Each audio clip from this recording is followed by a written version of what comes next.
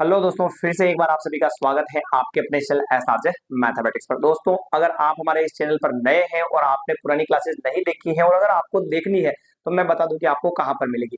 आपको मिलेगी हमारे इस चैनल एसआरजे मैथमेटिक्स पर मेन पेज पर जाना है और वहां पर प्लेलिस्ट के ऑप्शन पर ओके करना है। वहां पर आपको जो है कक्षा 10 की सभी प्रश्नावलियां 2025-26 के नाम से एक प्लेलिस्ट मिल जाएगी, जिसके अंदर प्रश्नावली 1 से लेकर 5 तक जितनी भी क्लासेस हो चुकी हैं वो सारी एक ही प्लेलिस्ट में आपको मिल जाएगी। प्लस उसके साथ में अगर आपको इन प्रश्नावलियों के छोटे छोटे प्रश्न भी देखने हैं जो परीक्षा की दृष्टि से काफी महत्वपूर्ण है, इंपॉर्टेंट है, उनकी प्लेलिस्ट भी जो है उसी के ऊपर वाली प्लेलिस्ट के पास में मिल जाएगी। वो भी जाकर जरूर देखें। और अगर आपको वीडियो अच्छा लगे तो इस वीडियो को शेयर कीजिएगा, कमेंट कीजिएगा, लाइक कीजिएगा और चैनल को सब्सक्राइब कर दीजिएगा। तो चलिए बात करते हैं अपन आज जो प्रश्नावली अपनी नई शुरू होने जा रही है, प्रश्नावली नंबर 6, त्रिभुज। तो सबसे पहले तो हर बार की तरह अपन बेसिक क्लास खींचेंगे इसकी और उसके बाद में आगे अपन बात करेंगे। तो यहाँ पर जैसे अपना नाम है त्रिभुज, तो यहाँ पे अपन त्रिभुज की परिभाषा लिखी अगर, तो नाम से ही पता चल रहा त्रिभुज यानी त्रि मतलब तीन और भुज का मतलब क्या होगा, भुजाएं। तो यहाँ पर लिखे अपन, पर थोड़ा सा अगर बेसिक के हिसाब से लिखे तो तीन रेखाखंडों तीन रेखाखंडों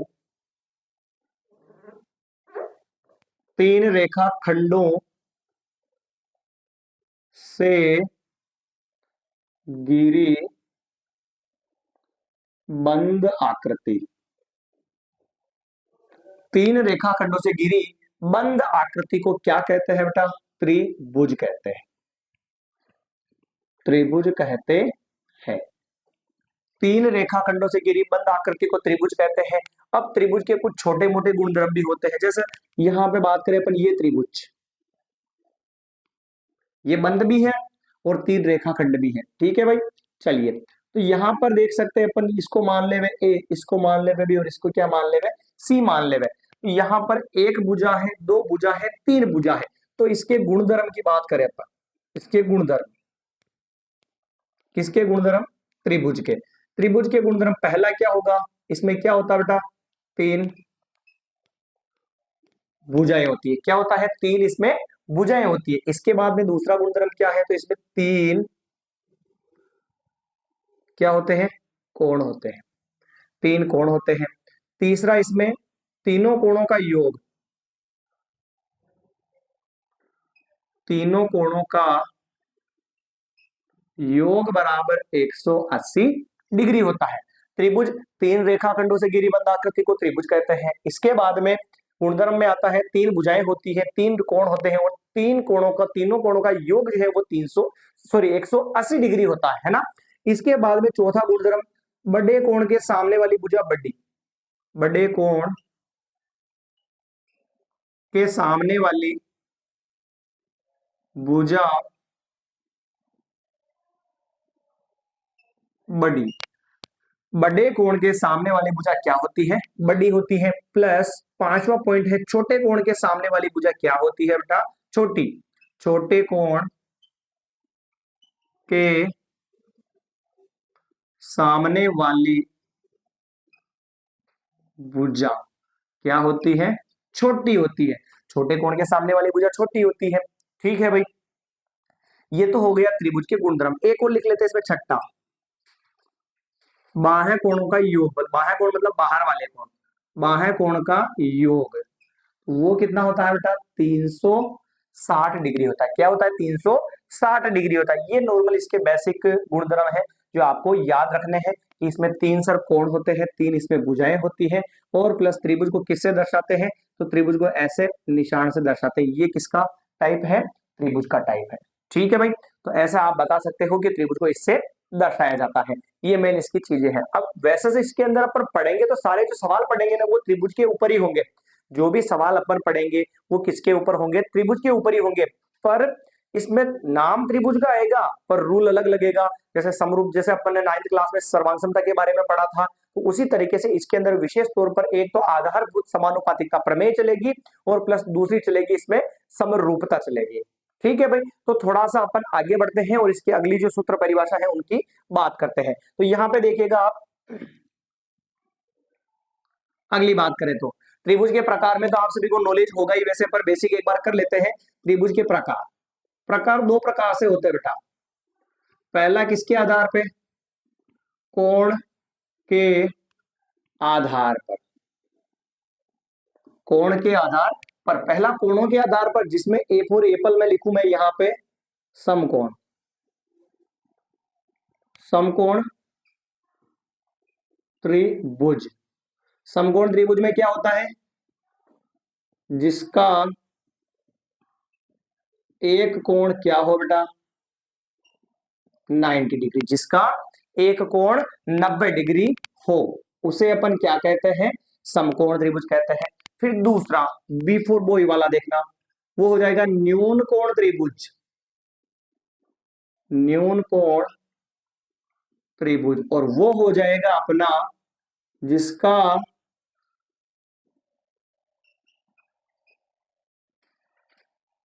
प्रत्येक कोण 90 डिग्री से क्या हो, कम हो। एक ऐसा त्रिभुज जिसका प्रत्येक कोण 90 डिग्री से कम हो तो उसे हम क्या कहते हैं, न्यून कोण त्रिभुज कहते हैं। तीसरा जो प्रकार है इसका वो हो जाएगा अधिक कोण त्रिभुज। क्या हो जाएगा बेटा, अधिक कोण त्रिभुज, ये हो गया अधिक कोण त्रिभुज। इसकी परिभाषा क्या होगी, जिसका कोई एक कोण, जिसका कोई एक कोण 90 डिग्री से क्या हो, अधिक। एक ऐसा त्रिभुज जिसका कोई एक कोण 90 डिग्री से अधिक हो तो हम उसे क्या कहते हैं, अधिक कोण त्रिभुज कहते हैं। यह पहला टाइप था, कोणों के आधार पर त्रिभुज तीन प्रकार के होते हैं। इसी प्रकार से अब बात करेंगे अपन किसकी, भुजाओं के आधार पर। यहां पे लिखा मैंने भुजाओं के आधार पर, भुजाओं के आधार पर पहला प्रकार, तो लिखे वापस ए फॉर एप्पल में समबाहु, समबाहु त्रिभुज। समबाहु त्रिभुज क्या होगा, जिसकी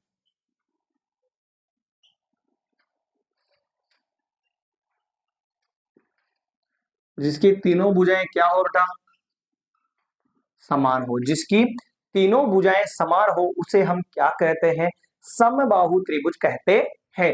इसके बाद में दूसरा जो प्रकार है वो होगा समद्विबाहु त्रिभुज, समद्विबाहु त्रिभुज। इसकी परिभाषा क्या होगी, तो जिसकी क्या हो, दो भुजाएं समान। क्या होगा, जिसकी दो भुजाएं क्या हो बेटा, समान हो। लास्ट एंड फाइनल है इस प्रकार का सी, सी वाला क्या होगा, विषम बाहु त्रिभुज। क्या होगा, विषम बाहु त्रिभुज। उसकी परिभाषा क्या होगी, विषम का मतलब अलग अलग, तो यानी कि जिसकी तीनों भुजाएं क्या हो बेटा, तीनों भुजाएं अलग अलग हो, तीनों भुजाएं क्या हो, अलग अलग हो, उसे अपन क्या कहते हैं, विषम बाहु त्रिभुज कहते हैं। तो एक बार इसका स्क्रीनशॉट ले लो फटाफट से, फिर अपन आगे बढ़ते हैं और इसके बाद में आगे की जो भी सूत्र परिभाषा है उनकी अपन चर्चा करेंगे कैसे क्या है। ठीक है भाई, तो बढ़ते हैं आगे, देखिए एक बार ध्यान से। हाँ जी, तो अपन आगे बढ़ते हैं। आगे कुछ छोटे मोटे गुणधर्म है उनको लिख कर फिर अपन आगे बढ़ेंगे कि उसके अंदर क्या चीजें चल रही थी। तो जैसे कि अपन बात करें इसमें, यहां पे कुछ गुणधर्म लिख दे छोटे मोटे, समबाहु, समबाहु त्रिभुज का, वैसे ये प्रश्नावली के अंदर कहीं नहीं मिलेगी, आपको पर पूछी जाती है तो अपन इसको लिख लेते हैं कि बार बार ढूंढने की जरूरत ना पड़े। समबाहु त्रिभुज का प्रत्येक कोण 60 डिग्री होता है, समबाहु त्रिभुज का प्रत्येक कोण 60 डिग्री होता है। नेक्स्ट, फिर इसमें आता है अपने समरूपता और त्रिभुज, ये हो गया। और एक और, त्रिभुज की दो भुजाओं का योग, त्रिभुज की दो भुजाओं का योग सदैव तीसरी भुजा से बड़ा होता है। त्रिभुज की दो भुजाओं का जो योग है सदैव तीसरी भुजा से क्या होता है, बड़ा। और एक लास्ट एंड फाइनल, त्रिभुज की दो भुजाओं का अंतर, त्रिभुज की दो भुजाओं का अंतर सदैव तीसरी भुजा से छोटा होता है, तीसरी भुजा से छोटा होता है, तीसरी भुजा से सदैव छोटा होता है। ये छोटे मोटे पॉइंट हैं जो आपको अपने हिसाब से थोड़े से ध्यान में रखने हैं, ताकि कहीं भी जरूरत पड़ जाए तो उनको लिखने में कोई दिक्कत ना हो। फिर नेक्स्ट अपनी हेडिंग आती है समरूपता। समरूपता, अब ये क्या है सर? सम का मतलब समान, और रूपता यानी रूप, यानी उनका आकार। ठीक है, आकार एक जैसा हो पर उनकी माप क्या हो, अलग अलग। कैसे सर? तो ऐसे लिखूं मैं, जब दो आकृतियों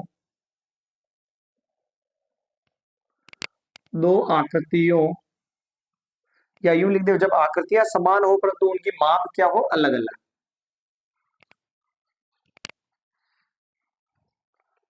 आकृति की जो है ना माप है वो क्या हो जाएगी, इसमें अलग हो जाएगी। एक बार देख लेते हैं इसमें क्या दे रखा है वैसे।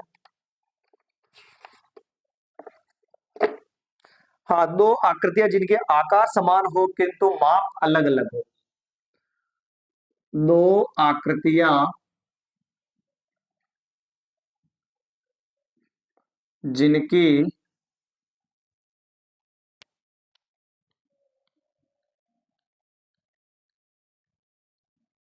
जिनकी आकार समान हो, जिनकी आकार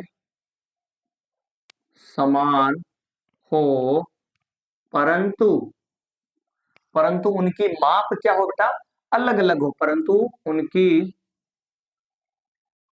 माप अलग हो, वे समरूप आकृतियां कहलाती हैं। वे समरूप आकृतियां कहलाती हैं, इस गुण और इस गुण को समरूपता कहते हैं। समरूपता कहते हैं, और इसे दर्शाया किससे जाता है, तो इसे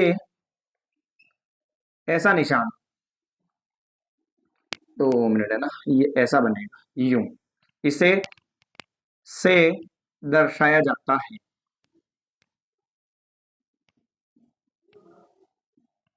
कोई दिक्कत है कि भाई इसमें? इसको समरूपता को इस निशान से दर्शाया जाता है।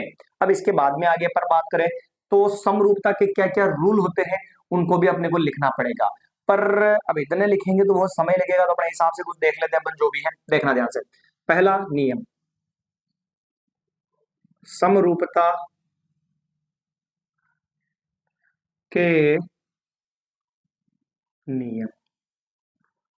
पहला नियम,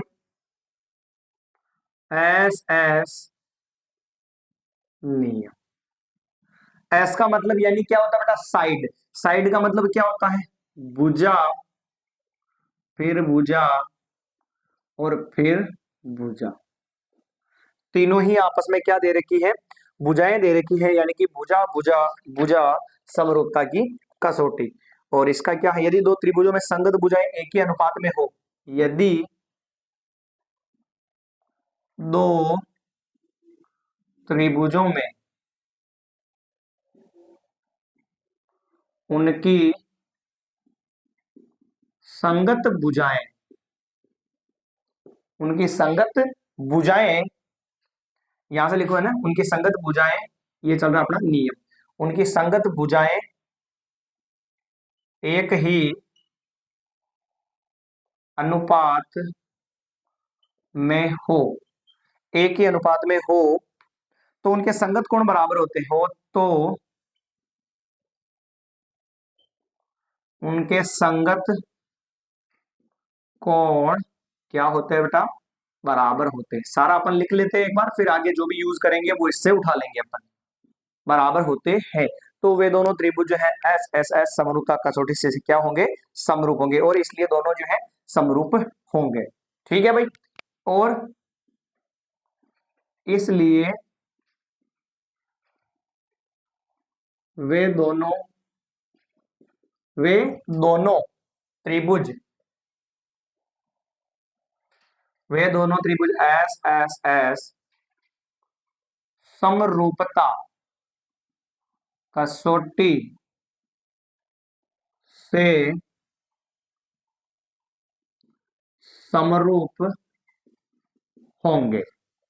ये अपना पहला रूल है कि वो दोनों त्रिभुज जो है S S S triple S समरूपता कसौटी से क्या होंगे बेटा, समरूप हो जाएंगे। तो उठाइए एक बार इसका स्क्रीनशॉट, फिर आगे अपन बढ़ते हैं अगले नियम की तरफ। इसके जो भी नियम है उसको एक बार लिख लेते हैं अपन। नेक्स्ट सेकंड वाला जो रूल है, देखिएगा ध्यान से। हाँ जी मित्रों, तो सेकंड जो रूल देखिएगा, ट्रिपल ए समरूपता कसौटी। और ए का मतलब क्या होता है बेटा, कोण होता है। ए का मतलब क्या होता है, कोण, यानी कि कोण कोण कोण समरूपता कसौटी। तो ये रूल क्या कहता है कि दो त्रिभुजों में संगत कोण बराबर हो, यदि दो त्रिभुजों में क्या हो, संगत कोण बराबर, संगत कोण बराबर हो, तो उनकी संगत भुजाएं एक ही अनुपात में होती है। संगत कोण बराबर हो तो उनकी संगत भुजाएं एक ही अनुपात में होती है, एक ही अनुपात में होती है, एक ही अनुपात में होती है। तो इसलिए वे दोनों त्रिभुज तो इसलिए वे दोनों त्रिभुज इसलिए वे दोनों त्रिभुज ए ए ए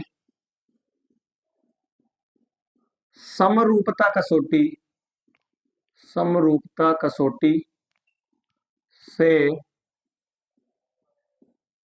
समरूप होते हैं। हाँ जी सर। तीसरा रूल देखिए, अगर ट्रिपल ए वाला है, ट्रिपल एस वाला है, तो यहां पर एक और आता है ए ए समरूपता कसौटी, यानी दो कोण में भी समरूप हो जाता है। ए ए समरूपता कसौटी। ए ए समरूपता कसौटी क्या होती है, तो दो त्रिभुजों में, एक त्रिभुज के दो संगत कोण, दो त्रिभुजों में दो त्रिभुजों में एक त्रिभुज एक त्रिभुज के दो संगत कोण, दो कोण क्रमशः है ना, दो कोण क्रमशः है, दो कोण क्रमशः दूसरे त्रिभुज के दो कोणों के बराबर हो, क्रमशः दूसरे त्रिभुज के दो कोणों के बराबर हो, तो वे दोनों त्रिभुज ए ए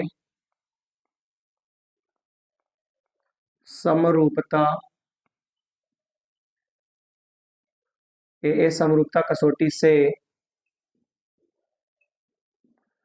समरूप होते हैं। ए ए समरूपता कसौटी से वे दोनों त्रिभुज आपस में क्या होते हैं, समरूप होते हैं। नेक्स्ट फोर्थ रूल देखिएगा, एस एस हो गया, ए हो गया, ए भी हो गया, इसके बाद में एक आता है अपना S A S, S A S समरूपता कसौटी।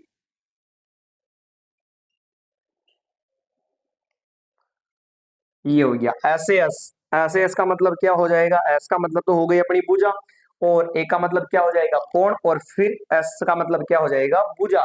यानी कि भुजा कोण भुजा नियम इसके अंदर आ जाएगा। और वैसे मजा तो जब आएगा जब अपन इसका फर्स्ट चैप्टर जो है 6.1 और 6.2 पढ़ेंगे, क्योंकि 6.1 में एक सवाल पढ़ना है, उसके बाद में 6.2 वाला जो चैप्टर है ना, उसके अंदर एक प्रमेय पढ़नी है, मात्र एक प्रमेय। 6.2 के अंदर केवल एक प्रमेय पढ़नी है, आधारभूत समानुपातिकता प्रमेय, और उसको देखकर आप जो है ना सारे सवाल कर लोगे। बस प्रमेय लगाई काम खत्म, प्रमेय लगाई काम खत्म, नॉर्मली बस कुछ नहीं करना है। और ये आएगा फिर अपने 6.3 के अंदर, जो भी अपन अभी हाल फिलहाल में लिख रहे हैं, ये रूल्स जो भी है वो सारे 6.3 के अंदर आएंगे। तो सेकंड वाला लास्ट फोर्थ रूल है, एक बार इसके अंदर लिखते हैं पर। यदि एक त्रिभुज का एक कोण दूसरे त्रिभुज के एक कोण के बराबर, यदि एक त्रिभुज का एक कोण, एंगल एक ही है ना भाई, तो एक कोण दूसरे त्रिभुज के एक कोण के दूसरे त्रिभुज के एक कोण के बराबर हो तथा तथा इन कोणों को अंतर्गत करने वाली भुजा, तथा इन कोणों को अंतर्गत करने वाली भुजा, इन कोणों को अंतर्गत करने वाली भुजा एक ही अनुपात में हो, करने वाली भुजा एक ही अनुपात में हो, तो वे दोनों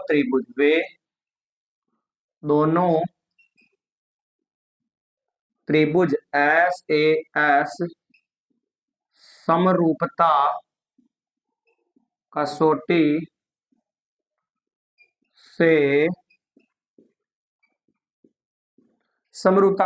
समरूप होते हैं। ठीक है भाई, ये अपने चार नियम इसके हो चुके हैं। अब दो एक नियम और बच रहा अपना आर एच एस का, उसके बाद में एक अपनी प्रमेय है, फिर आज की क्लास अपन यहीं पर खत्म करेंगे, और जो अगली जो क्लास रहेगी उसके अंदर अपन नेक्स्ट जो भी इसके सवाल होंगे उन सभी को अपन समझने का प्रयास करेंगे। रफ करें भाई, चलिए ये था अपना चौथा रूल। आगे बढ़ते हैं अपन पांचवा रूल। एक बार पांचवा नियम का नाम भी आपने ने सुन रखा है 9th क्लास के अंदर, पर वो सर्वांग समता में था और ये समरूपता में है। नियम दोनों में सेम टाइप का ही है, उसमें बराबर होता है और इसमें भुजाएं अनुपात में होती है, इतना सा ध्यान रखना अपने को। रूल है अपना आर एच एस नियम। आर एच एस नियम देखिए कैसे लिखते हैं अपन इसको।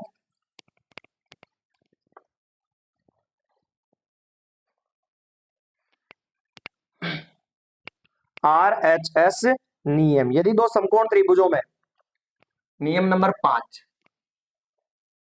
आर एच एस समरूपता कसौटी। लीजिए सर, आर एच एस नियम, और इसका नाम क्या होगा? समकोण कर्ण, और क्या आएगा? भुजा। समकोण कर्ण भुजा। तो यदि दो समकोण त्रिभुजों में एक समकोण त्रिभुज में एक त्रिभुज का कर्ण, यदि दो समकोण त्रिभुज में यदि दो समकोण त्रिभुज में एक त्रिभुज का कर्ण में, ये अपना नियम था ना, में एक त्रिभुज का कर्ण व भुजा, कर्ण व भुजा दूसरे त्रिभुज के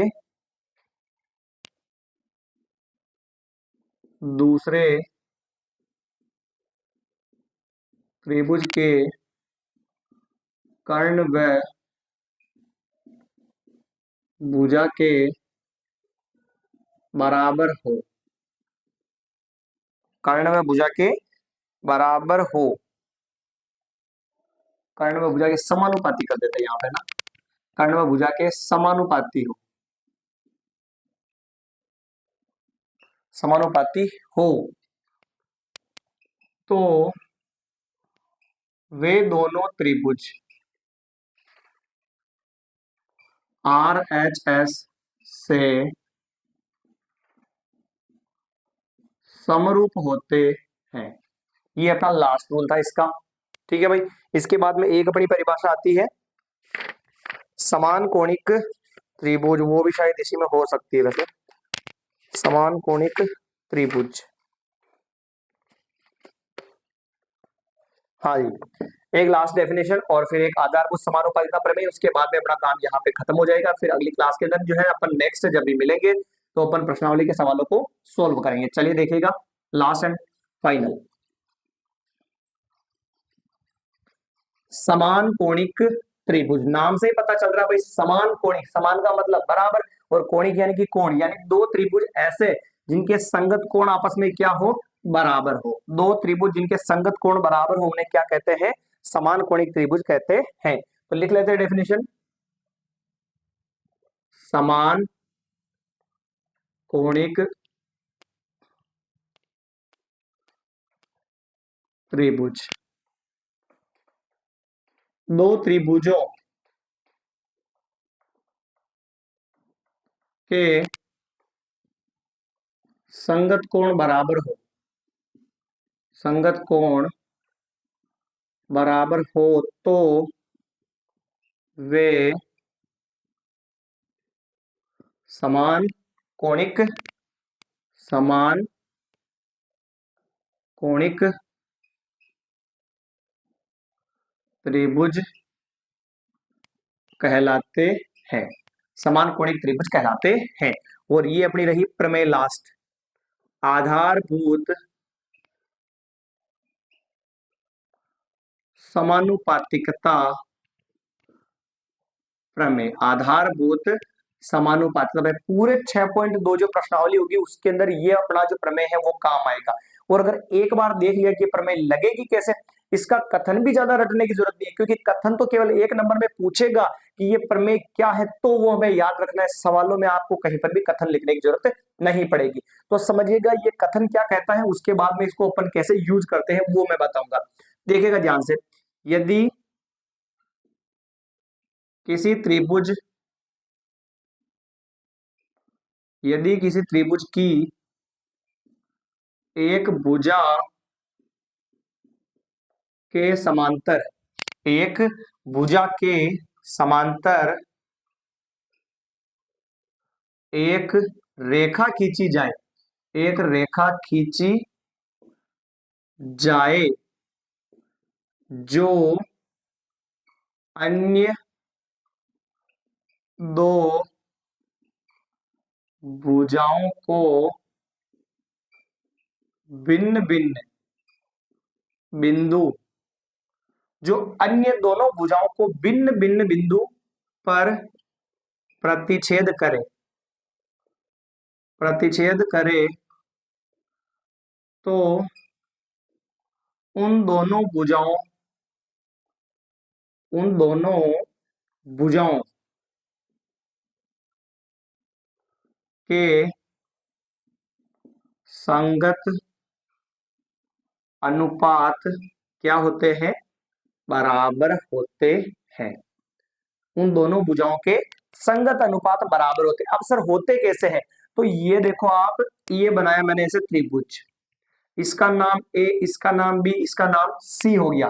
किसी त्रिभुज की एक भुजा के समांतर को एक रेखा खींची अपन ने, एक भुजा के समांतर को एक रेखा खींची जाए जो अन्य दो भुजाओं को भिन्न भिन्न बिंदुओं पर प्रतिच्छेद करे।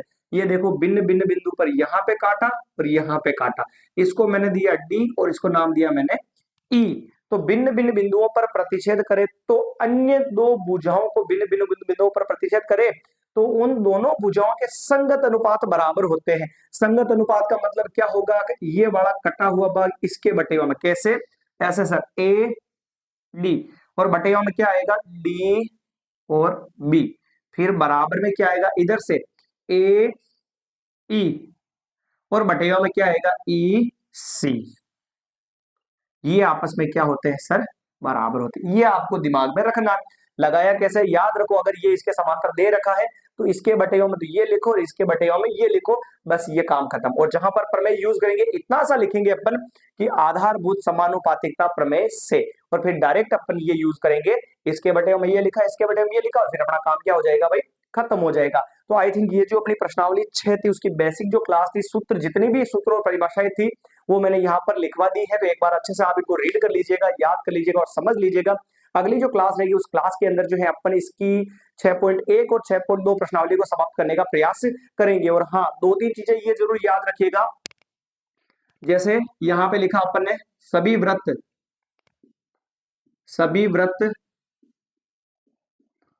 समरूप होते हैं। सभी व्रत समरूप कैसे होते हैं सर, ये जैसे छोटा व्रत है, ये बड़ा व्रत है, ये और बड़ा व्रत है, ये और बड़ा व्रत है, चाहे इनकी त्रिज्याएं सर अलग अलग हो पर समरूप, जिनका रूप एक ही प्रकार का हो, चाहे उनकी माप अलग अलग हो, यानी कि आकार में बड़े हो सकते हैं पर आकृति तो एक ही टाइप की ना, गोल।